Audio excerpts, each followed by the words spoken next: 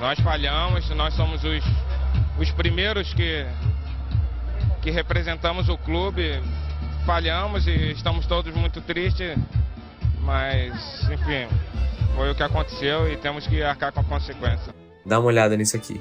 O Corinthians foi o campeão brasileiro de 2011 e eliminado na pré-Libertadores no mesmo ano. Foi campeão da Copa do Brasil 2025 e eliminado na pré-Libertadores no mesmo ano. Ronaldo, Roberto Carlos, Memphis Depay, Tite, que seria campeão da própria Libertadores e Mundial um ano depois, ninguém conseguiu passar da pré. Existe uma coisa estranha quando o assunto é Corinthians e pré-Libertadores. Não importa o elenco, não importa o momento, não importa quem esteja em campo, de alguma forma sempre dá errado. E o mais curioso é que não estamos falando de um time qualquer. Estamos falando de um dos maiores clubes do Brasil, acostumado com pressão, com decisão, com jogo grande.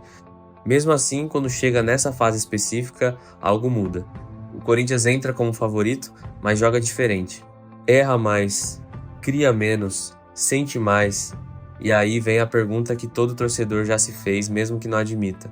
Isso é só coincidência ou existe um padrão por trás? Porque quando você começa a olhar, uma coisa fica muito clara. Não foram eliminações iguais, mas os erros foram. E é exatamente isso que a gente vai entender agora. Antes que você diga, mas foi só azar, calma, deixa eu explicar. Em 2011, por exemplo, o Timão chegou à fase preliminar com um elenco estrelado. Tinha Ronaldo Fenômeno, Roberto Carlos e era dirigido pelo Tite. Mesmo assim, empatou em casa sem gols com o modesto Tolima da Colômbia e acabou derrotado lá por 2-0. Foi um choque para a torcida. Pela primeira vez na história, um time brasileiro caiu nessa fase. O vexame foi tão grande que caiu até mesmo a imagem de invencibilidade do time. A imprensa relata que a Fiel protestou na volta do time e que vários astros do elenco saíram abalados. Isso para um clube desse tamanho foi inacreditável e serviu de alarme do que ainda viria. Passado o susto de 2011, muita gente achou que era só um acidente de percurso, mas aí veio 2020. De novo Libertadores, de novo pré, de novo zebra, era o Guarani do Paraguai na frente do Corinthians. O jogo de ida foi em Assunção e o Timão perdeu por 1-0. Voltando à Neoquímica Arena, o Corinthians até reagiu, abriu 2-0 ainda no primeiro tempo e parecia encaminhar a classificação. Mas no segundo tempo o Guarani diminuiu para 2-1 e o saldo foi apertado demais. Pelo critério do gol fora de casa, acabou valendo para os paraguaios. Ou seja, a gente venceu em casa, fez até o gol da virada parcial, mas de nada adiantou.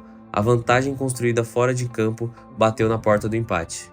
Situação idêntica em estrutura. Perdeu fora por um gol, ganhou em casa por 1 e foi eliminado. A Fiel, novamente, não acreditou.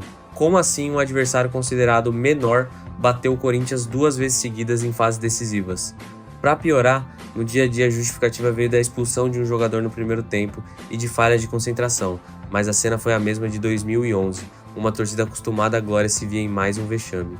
E a saga não parou por aí. Em 2025 entrou em campo mais uma vez a tentação de reabilitação. O adversário era o Barcelona de Guayaquil, um clube grande no Equador, mas ainda assim visto como possível rival a ser superado. Mais uma vez o Corinthians saiu atrás, perdeu por 3-0 no jogo de ida em Guayaquil. No jogo da volta em casa lotada, o Timão fez sua parte, 2 gols, um de cada lado para vencer por 2-0. Só que aí veio a amarga constatação. Esses 2-0 não foram suficientes para mudar o placar agregado. Ganhar em casa, de virada, não bastou. O saldo negativo de gols prevaleceu. Conclusão: eliminados de novo. 3 eliminações precoces e a mesma história. Corinthians precisa impor o favoritismo, mas tropeça em cada fase de grupos. Pausa para refletir. Esse número de 3 eliminações em pré-Libertadores é muito alto se pensarmos no porte do clube. Na verdade, nenhum outro brasileiro viveu algo parecido. Os especialistas lembram que antes de 2018 era quase rotina todo brasileiro passar da fase preliminar, e virou até piada o termo fantasma continental, com tantos clubes tropeçando ano após ano. Mas o Corinthians disparou nesse ranking sombrio. Conforme o Globo Esporte registrou, ele é o recordista, com 3 eliminações precoces na pré-Libertadores. Em competições continentais, o Corinthians tem títulos mundiais e Libertadores, mas essas quedas no início da Libertadores doem porque ninguém esperava essa sequência. Parece um contraste. De um lado, estatísticas pesadíssimas na história, do outro lado, o fato de cair logo cedo. O número em si, 3, não é tão alto se comparado ao total de participações que o clube teve, mas o que ele significa para a torcida alvinegra é absurdo. A gente sempre ouvia que, olha, pré-Libertadores é complicado, mas para o Corinthians seria tranquilo, e isso não se confirmou. No fim das contas fica aquela pergunta, maldição ou sinal de algo errado? Não tem explicação mágica. É verdade que se o time ganha ou perde depende de poucos detalhes, mas 3 vezes seguidas numa fase que se achava de acesso fácil para um gigante é surreal. A comparação é inevitável. Outros grandes quase nunca caem tão cedo.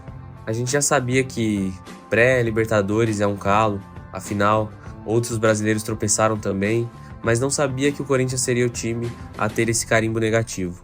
Foi uma sequência de altos e baixos. Em cada eliminatória parecia que algo quebrou no time, como se faltasse um pouco de preparo psicológico ou sorte. Pode parecer exagero falar em maldição, mas quando você anota 3 vexames seguidos assim, fica difícil chamar só de coincidência. E você, o que acha disso tudo? Será que existe alguma explicação para isso? Falta de atenção nos detalhes? Ou é pura má sorte? Deixa aí nos comentários a sua opinião. Curta o vídeo se gostou do assunto e claro, se inscreve no canal para não perder nosso próximo vídeo falando tudo sobre o Timão. Nos vemos na próxima.